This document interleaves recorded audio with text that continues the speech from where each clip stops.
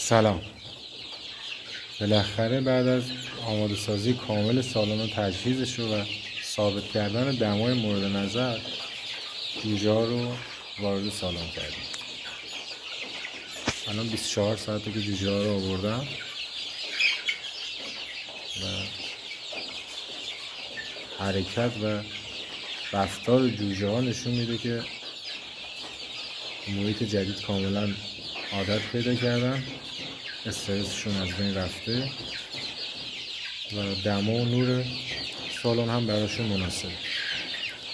تو وارد سالن میشونن میبینیم یه عده از جوجه ها دارن آب میخورن، یه بخششون دارن خوراک میخورن، یه بخششون مشغول استراحتن و تراکم تو گوشه یا وسط سالن زیاد نیست، یعنی همه چیز رو برن. جوجه ها هم همشون همسن نیستن، چون یکی از دوست نبوده از 2 هفته داریم تا 2 ماه، ولی خب از روز اول کنار هم بودن و کم کم هی بهشون اضافه شده کاملا با هم کنار اومدن و خیلی جوجه کوچیک اذیت نمیشه.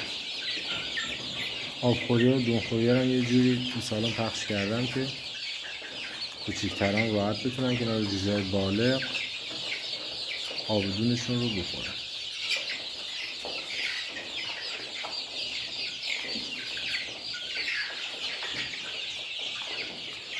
این لامپ نادون قرمز یا اصطلاحاً مادر مصنوعی رو هم محض احتیاط گذاشتم. اگر نصف شب ساعت 3-4 که دما خیلی دیگه میاد پایین، جوجه‌های خیلی کوچیک‌تر احساس سرما کنن جمعشن زیر اینجا، ولی خب دیشب هر 1 ساعت بهشون سرکشی میکردم چون روز اول بود، هیچ مشکلی نداشتن، هیچ تجمعی تویش نقطه‌ای نبود و قشنگ همه جای سالن پخش بودن، آبشون دونشون رو میخوردن و هیچ مشکلی هم نداشتن.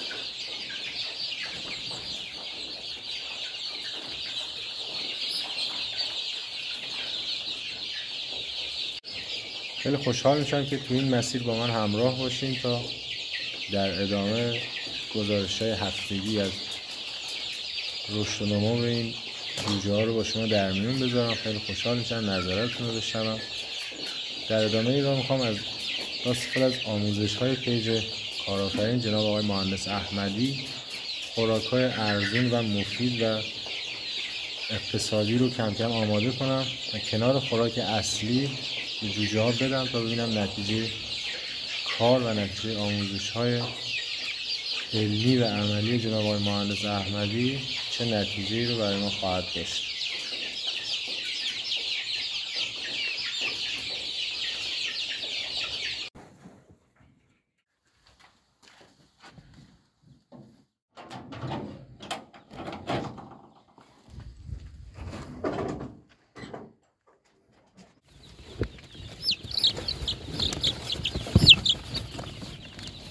جان داریم ببینسه